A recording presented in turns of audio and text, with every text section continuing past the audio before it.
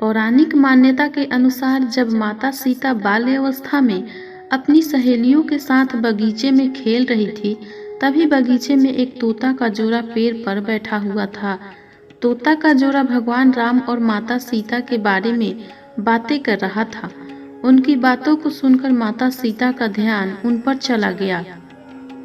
मादा तोता बोल रही थी कि अयोध्या के राजकुमार राम काफी प्रतापी राजा होंगे, उनसे माता सीता का विवाह होगा। तोते के मुख से भावी पति का नाम सुनकर माता सीता अचंभित हो गई।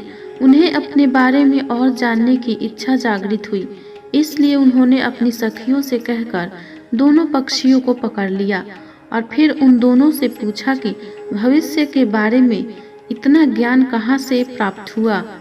तब पक्षियों ने बताया कि इससे पहले हम महर्षि वाल्मीकि के आश्रम में रहते थे, जहाँ हर रोज राम और सीता के जीवन के बारे में बताया जाता है, इसलिए हम दोनों को हर चीज कंठस्थ याद हो गई।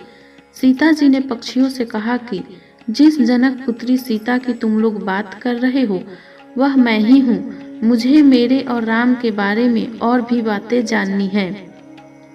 तब नर तोता ने कहा कि हे सीता, आपका विवाह अयोध्या के राजा दशरथ के ज्येष्ठ पुत्र राम के साथ होगा और आपकी जोड़ी तीनों लोकों में सबसे अद्भुत होगी। सीता जी सवाल पूछती रही और दोनों तोता जवाब देते रहे। ऐसे में सीता जी प्रसन्न हो गई और कहा कि अब ये हमारे साथ ही यहाँ पर रहेंगे।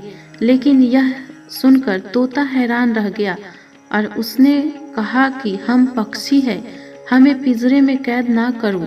तोते ने इसके लिए बहुत याचना की। तब सीता जी ने नर तोते को छोड़ दिया, लेकिन मादा तोता को नहीं छोड़ा और कहा कि यह मेरे साथ रहेगी। नर तोता ने कहा कि मेरी पत्नी गर्भवती है, इसलिए ऐसे समय पर उसको जाने दे। हम दोनों एक दूसरे का वियोग सहन नहीं कर सकते, इसलिए आप मेरी पत्नी को जाने दे। लेकिन सीता जी ने उसकी एक न सुनी।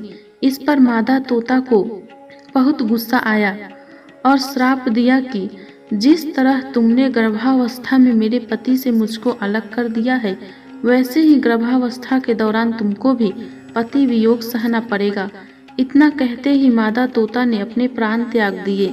बताया जाता है कि अगले जन्म में तोता वही धोबी था जिसने माता सीता के चरित्र पर उंगली उठाई थी, जिसके बाद भगवान राम ने सीता का गर्भावस्था के दौरान त्याग कर दिया। जानकारी अच्छी लगी हो तो वीडियो को लाइक शेयर करें।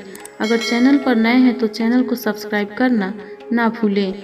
हरि ओम। आपका दिन शुभ एवं मंगलमय हो।